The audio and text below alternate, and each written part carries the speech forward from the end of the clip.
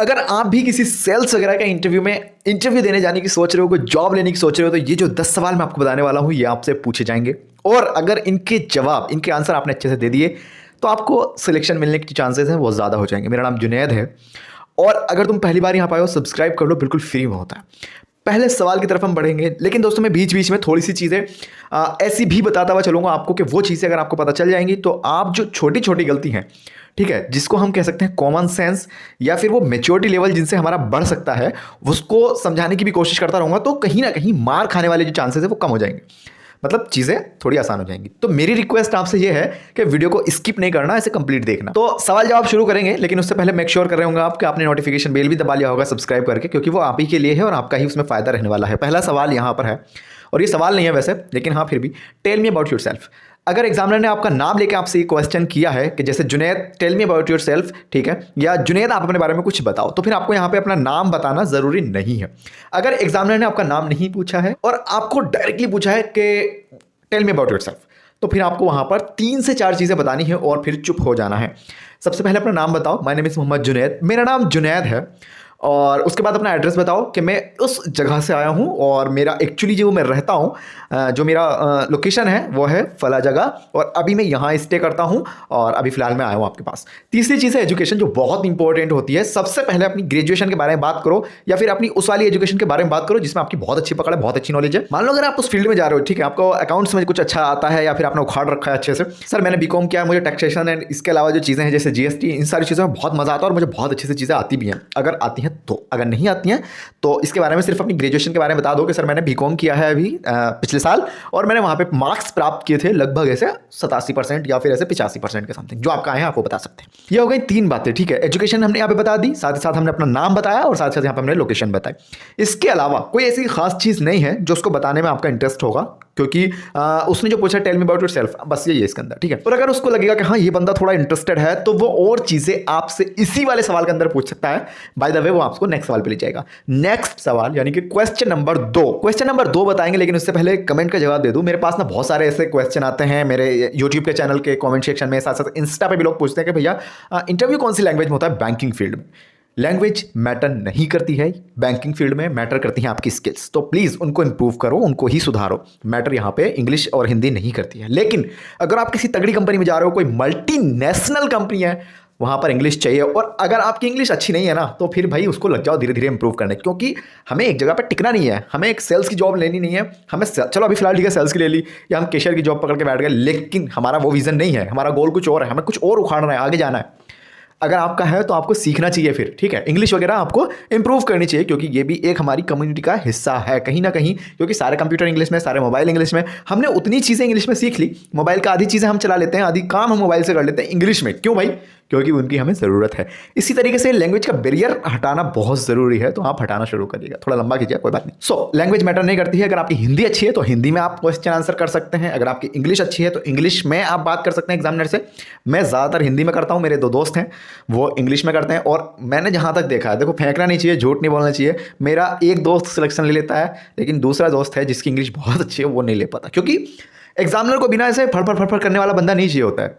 बंदा क्या समझा रहा है वो समझ में आना चाहिए सामने वाले की, तो चीज़ें बहुत ही सही हैं, ठीक है। हिंदी बोलो, इंग्लिश बोलो, चाहे आप अपनी लोकल लैंग्वेज बोलो, ठीक है। किसी को बंगाली आती है बंगाली बोल सकते हो, किसी को हिंदी आती है हिंदी बोल सकते हो, और अगर किसी की इंग्लिश ठीक है, अंडरस्टैंडिंग वाली इंग्लिश है, तो भाई वो भी चलेगा। क्वेश्चन नंबर 2 हमारे पास है, आपने सेल्स डिपार्टमेंट को क्यों चुना? तो भाई साहब बंदा पूछ रहा है कि सेल्स के बारे में, सेल्स के डिपार्टमेंट के बारे में आप क्या जानते हैं और क्यों चुना। पहली चीज़ तो यह है दोस्तों कि आपको सेल्स के बारे में पढ़ लेना है। सेल्स कैसे होती है, इसके रूल्स क्या हैं, किस तरीके से बात करनी चाहिए, क्या हमारी कम्युनिकेशन स्किल्स, कैसी बॉडी लैंग्वेज, क्या ड्रेस पहन के जा रहे हैं, ये सब कुछ आपको अच्छे से पढ़ लेना है, ब्रीफ में पढ़ लेना है। और सेल्स के लिए आप ऐसे गूगल करेंगे तो आपको उसकी डेफिनेशन मिल जाएगी। चीज़ों को बेचना एक सेल्स होता है, फलाना फलाना, खैर हम उसको ऊपर नहीं जा रहे। आपने सेल्स का डिपार्टमेंट क्यों चुना, इसका आप 2-3 जवाब दे सकते हैं। देखिए सर, सेल्स को अगर मैं अपनी लैंग्वेज में समझाने की कोशिश करूँ, देखिए मैं आपको छोटी सी बात बता दूं। मैं एक इंटरव्यू देने गया था, रियल एस्टेट में था वो इंटरव्यू, बहुत तगड़ी कंपनी थी। और मैंने जब एग्जामिनर ने मेरे से पूछा जुनैद अपने बारे में कुछ बताओ, हाँ उन्होंने मेरा CV लिया और कहा कि हाँ जुनैद अपने बारे में कुछ बताओ, तो मैंने सर से बोला डायरेक्टली। और वो सर भी बहुत अच्छे थे, बहुत मतलब अच्छे सेंस थोड़ा कम्युनिटी में वो बहुत ऊंची चीज़ थी मेरे लिए। और मैं वहाँ पे इंटरव्यू देने गया था, ठीक है, बड़ी इज्जत वहाँ पे मिली, मतलब मेरे को जूस वगैरह मिल रहा है वहाँ पे, एसी के अंदर मेरे को बिठा के रखा है, ठीक है, थोड़ी मेरी लुक ठीक थी वैसे। अभी तो मैं फॉर्मल टी शर्ट ये वो पहन के यहाँ पे वीडियो बना लेता हूँ, उससे फर्क नहीं पड़ रहा है यहाँ पे तो, क्योंकि यहाँ पे कोई नहीं बोल रहा। लेकिन मैं वहाँ गया था पूरा एकदम मस्त होके, तो इज्जत दी, अच्छी इज्जत दी वहाँ पे, और वो ठीक है चलो मान लिया। तो मैंने सर को एक ही बात बोली, और जब मुझे लगा कि सर हिंदी बोल रहे हैं, ठीक है, तो मैंने सर को एक ही लाइन बोली कि सर मैं, उन्होंने पूछा रियल एस्टेट क्या होता है, क्या जानता हूँ आप रियल एस्टेट के बारे में जो है, तो मैंने उनको एक ही बात बोली, सर मैं ना ये जो बुक वाली लैंग्वेज है, किताबी लैंग्वेज है, मैं उसमें बात नहीं करूँगा। पहली बात कि हाँ हाँ हाँ, मैंने कहा सर मैं ना गाँव का आदमी हूँ, देसी आदमी हूँ, मैं आपको समझाने की कोशिश करूँगा, बदतमीजी बिल्कुल नहीं होगी, लेकिन हाँ देसी लैंग्वेज में बात करने की कोशिश करूँगा। और सर ने भाई मुस्कुरा के मेरे को बोला ठीक है जुनैद आप करिएगा। मतलब मुझे थोड़ा सा तो डाउट हो यार कि बेइज्जती तो नहीं हो रही अपनी, लेकिन फिर जब मैंने बात करनी शुरू करी तो लैंग्वेज तो यही थी जो अभी मैं बात कर रहा हूँ, ठीक है, लेकिन मैंने सर को समझाया बिल्कुल आम लैंग्वेज में, ठीक है।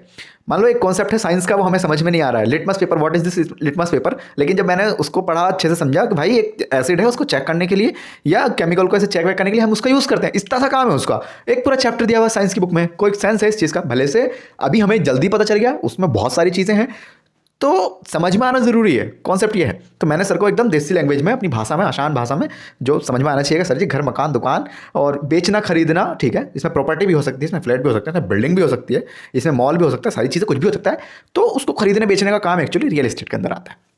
सर ने कहा ठीक है भाई आपको तो पता है, बल्कि मैंने ये सारी चीज़ें कहीं ना कहीं गूगल से पढ़ ली थी, क्योंकि मैं फर्स्ट टाइम ही उस कंपनी में जा रहा था इंटरव्यू देने के लिए, और वो कंपनी बहुत तगड़ी थी। कोई बात नहीं, फिलहाल यहाँ पर हम अपने सवाल की तरफ चलते हैं कि सेल्स का डिपार्टमेंट क्यों चुना। तो भैया सबसे पहली बात यह है, कोई भी आंसर करो, किसी को भी क्वेश्चन आंसर करो, क्वेश्चन कुछ भी हो सकता है, लेकिन आंसर जब करने बैठो तो सामने वाले की समझे बात आ जाए, ठीक है। बहुत सारे लोग ऐसे भी होते हैं कि नहीं नहीं समझाओ मत, ठीक है, मेरे को ना उसका आंसर बोलो, क्या 3 इडियट वाला सीन याद आ रहा है मेरे को, तो वो वाला काम नहीं करना आपको, आंसर समझाने की कोशिश मत करो, उसको कहीं ना कहीं कॉन्सेप्ट समझाओ।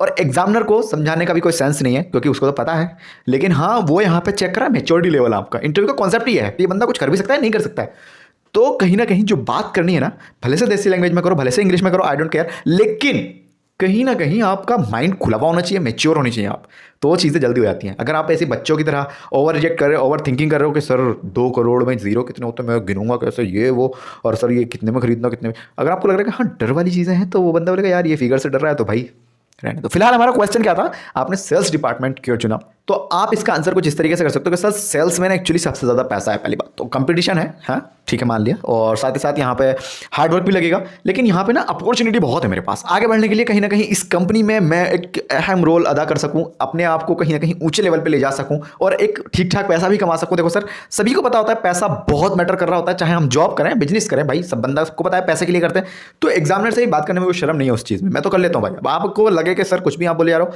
तो आपको जो जेन्युइन लग रहा है ना आप बोलेंगे, तो वही, चाहे आप कितने भी क्वेश्चन की तैयारी करके चले जाएं यहाँ से, लेकिन आपके मुंह से वही निकलता है, उस टाइम की सिचुएशन अलग होती है। चाहे मैंने अब तक बहुत इंटरव्यू दे दी, लेकिन अगर मैं अभी भी इंटरव्यू देने जाऊँगा तो एक इंटरव्यू का कॉन्सेप्ट ही है, ठीक है, कहीं ना कहीं एक दहशत, एक डर तो रहता ही है, भले से हम चाहे गवर्नमेंट में लगे हैं ऑलरेडी, लेकिन फिर भी एक सामने वाला बंदा जब हमसे कुछ सवाल पूछेगा ना, और उसका आंसर करना बहुत बड़ी बात होती है। फिलहाल भैया हमने इसलिए चुना सेल्स का डिपार्टमेंट कि हमें यहाँ पे बहुत सारी अपॉर्चुनिटी मिलेंगी, और मुझे नए नए लोगों से बात करने में बहुत अच्छा लगता है, और मैं लोगों को सेल करने में, लोगों से बातचीत करने में कहीं ना कहीं मुझे बहुत अच्छा लगता है, मतलब मज़ा आता है, तो मैं इसलिए इस वाली फील्ड में आना चाहता हूँ। और मैंने जो पढ़ाई लिखाई की है, वो एजुकेशन जो मेरी है वो भी इसी तरीके की है कुछ, कैसे हम बाजार में जा सकते हैं, कैसे हम पैकिंग कर सकते हैं चीज़ों के लिए, ये सारी चीज़ें, और कहीं ना कहीं कैसे एक अच्छी लीड लेगा सकते हैं, एक अच्छी टीम प्लेइंग हम कैसे कर सकते हैं, तो ये सारी चीज़ें मुझे सही लगता है, इसलिए मैंने ये डिपार्टमेंट चुना। और पैसा तो बहुत मैटर करता है, तो पैसा भी यहाँ पर ठीक ठाक है, जो जितनी मेहनत करेगा उतना पैसा भी कमाएगा, तो इस तरीके से आप इसका आंसर कर सकते हैं। अगर आपको लगता है कि नहीं ये तो ठीक है, आपकी बात ठीक है, लेकिन इसका जवाब हम ऐसे भी दे सकते हैं, तो कमेंट सेक्शन आपके लिए खुला हुआ है, आप वहां पर लिख के बताइए। क्वेश्चन नंबर 3 है, हम आपको हायर क्यों करें। तो इसको पहले ना मैं एक बार फिर से रिपीट करूंगा, क्वेश्चन आपको सुनना चाहिए,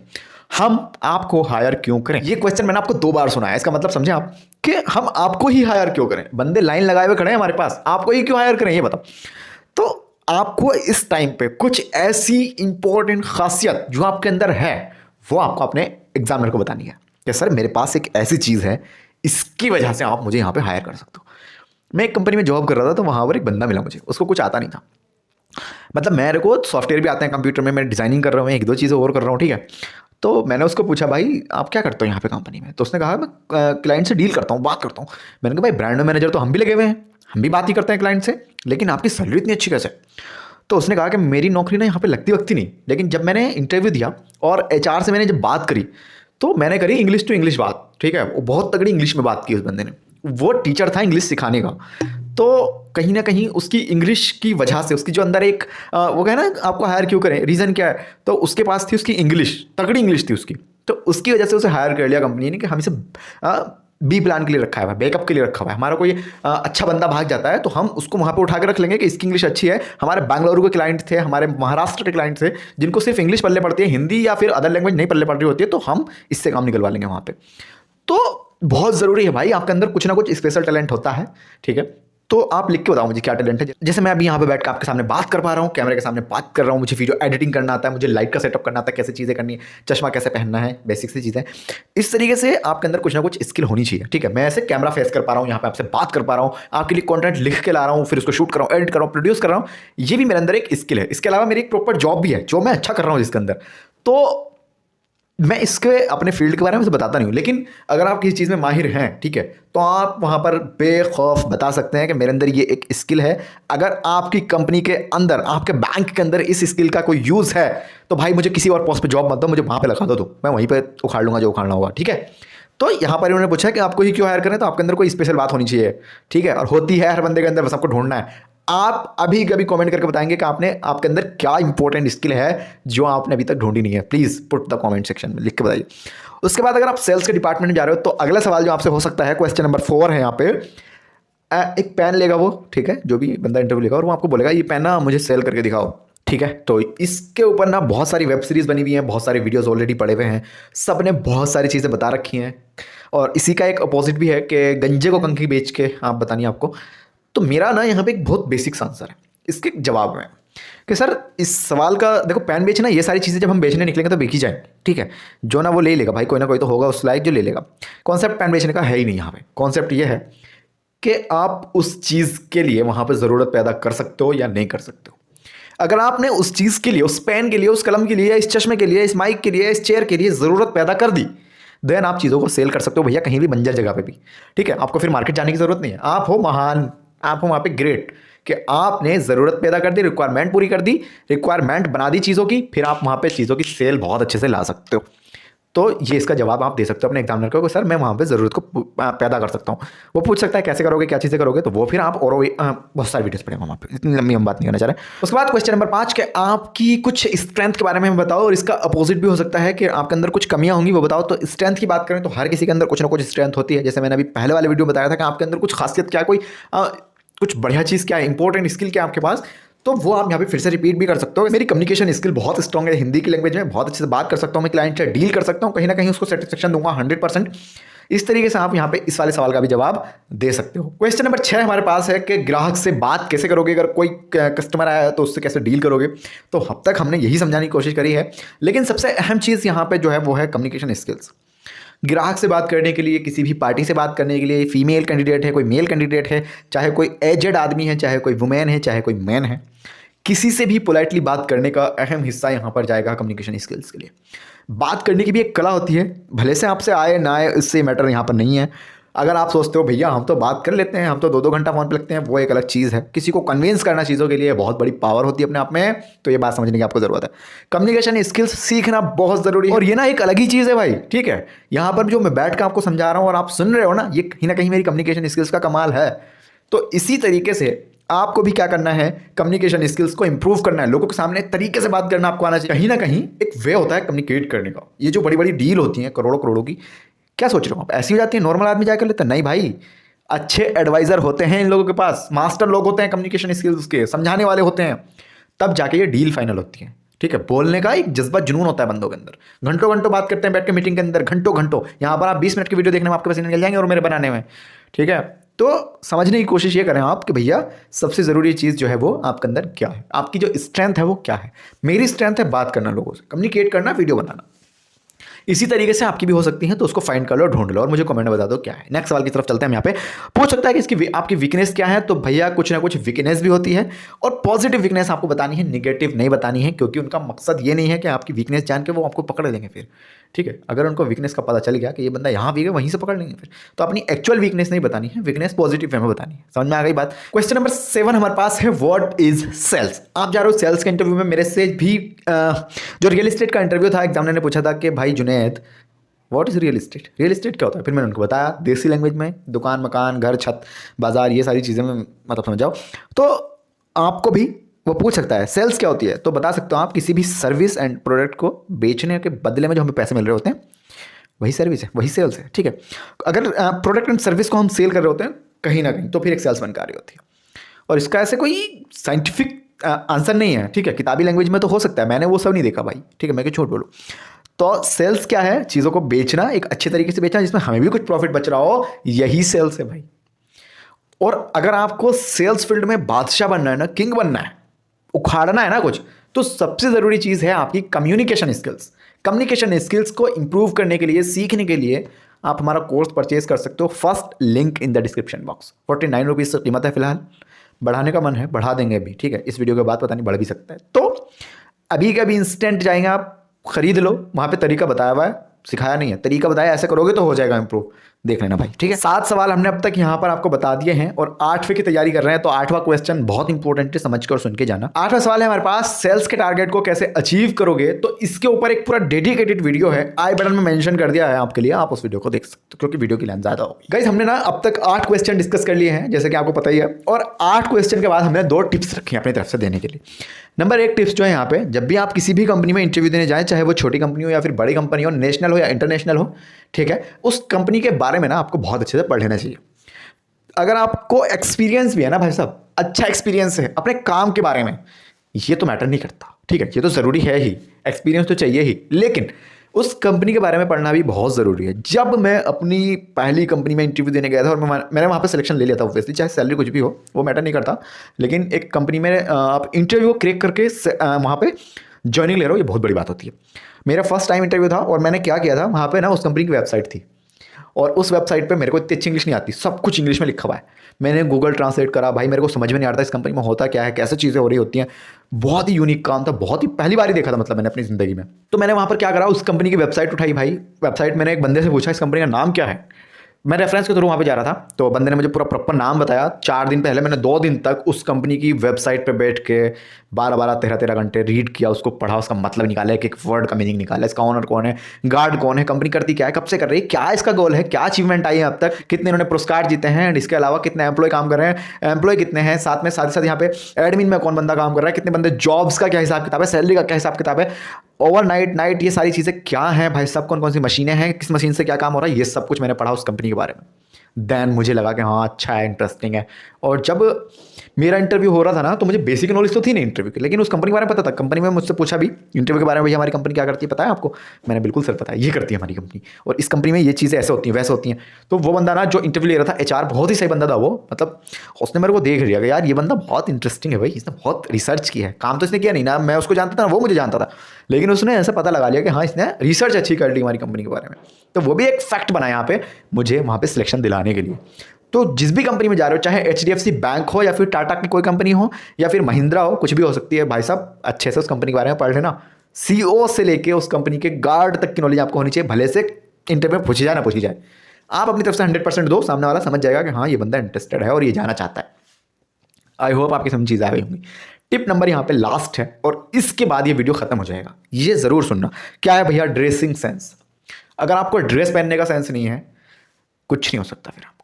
first impression is last impression. मेरी लास्ट वाली जो जॉब थी जो मैंने अभी छोड़ दी है, उसके अंदर क्या था, मैं एक कपड़े ही पहन के गया था, मुझे फैशन की थोड़ी सी तमीज़ है, आई मीन फैशन डिज़ाइनिंग की फील्ड में थोड़े दिन काम किया मैंने वहाँ पे, तो मुझे वहाँ से थोड़ा कॉन्सेप्ट मिल गया था कि कैसे बंदों को कपड़े पहनने चाहिए और ऑफिस में क्या चीज़ें चल रही होती हैं।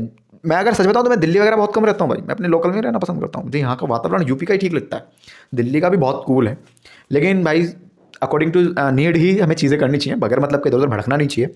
कोई नहीं, तो जब मैं गया वहाँ पे इंटरव्यू देने, तो मेरा ना वहाँ पर मुझसे कुछ कानूनी कार्रवाई जो होती है, कागजी कार्रवाई, इंटरव्यू जो हुआ ना मेरा, वो मेरा फर्स्ट इंप्रेशन लास्ट इंप्रेशन वाली चीज़ें हो गई। किसी ने तो कहा है कि first impression is last impression, और ये बहुत ही सही बात कही जिसने भी कही है। इंटरव्यू में मुझसे कुछ ज़्यादा बात हुई नहीं, बस उन्होंने मेरे कपड़े देखे और उन्होंने समझ लिया कि इस बंदे को, जिसने कपड़े तमीज़ से पहन लिए वो सब कुछ कर सकता है यार, भले से मुझे कुछ नहीं आता चाहे। वहाँ पर मेरा सिलेक्शन हुआ, सैलरी की बात हुई, मैंने वहाँ पर काम किया 8-10 महीने, मुझे अच्छा लगा सब कुछ। जब 8-10 महीने के बाद चीज़ें थोड़ी मुझे लगा कि नहीं अभी चेंज करना चाहिए, अपनी पसंद का काम नहीं है यहाँ पे, फिर मैंने उसको चेंज कर दिया। तो first impression is last impression, यहाँ पे आपको इस बात को समझना बहुत ज़रूरी है। और कभी भी बात को हल्के में लेने की कोशिश मत करना कि कुछ भी बोल दे तो ठीक है। जितना हो सके चीज़ों को मैनेज करके चीज़ों को बना के आपको चलना है, ठीक है। ये नहीं कि यार ये जॉब छूट जाएगी चली जाए, भाई अपॉर्चुनिटी बंदों को बार बार नहीं आती है। एक कंपनी में मैंने अपने ईगो के चक्कर में जॉब छोड़ दी। कंपनी जेन्युइन थी, बहुत अच्छा वहाँ पे सैलरी पैकेज था, अच्छा सैलरी पैकेज था भाई साहब, अभी तक नहीं मिला मुझे उतना वहाँ पे, ठीक है। साथ ही साथ वहाँ पे जो सर्विस थी ना भाई वो बहुत अच्छी थी। कॉल पे चाय आ रही है, कॉल पे जूस आ रहा है, जो मन कर रहा है वो हम पी रहे हैं वहाँ पे।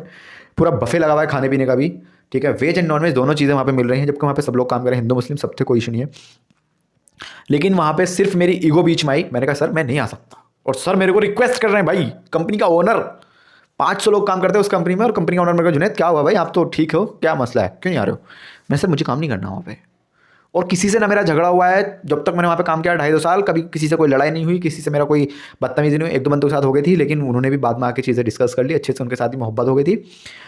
लेकिन वहाँ पे सिर्फ ईगो आई बीच में, और उस ईगो ने वहाँ से मुझे छुड़ा दिया, और मुझे उस चीज़ का अफसोस अब तक होता है। अगर मैं वहाँ पे होता तो चीज़ें कहीं की कहीं पहुँच गई होती, नॉलेज के मामले में भी, और काम के मामले में भी, पैसे के मामले में भी। खैर जो होता है अच्छे के लिए होता है, लेकिन छोड़ो सारी चीज़ें। फिलहाल ये वीडियो यहीं तक था। आई होप सारी चीज़ें आपकी समझ में आ गई होंगी, और हाँ आशा करते हैं सारी चीज़ें अच्छे से हो जाएंगी। मेरा नाम जुनैद है, सब्सक्राइब कर सकते हो आप अपने लिए इंस्टाग्राम पे, इंस्टेंट रिप्लाई आपको मिल जाएगा। Thank you so much.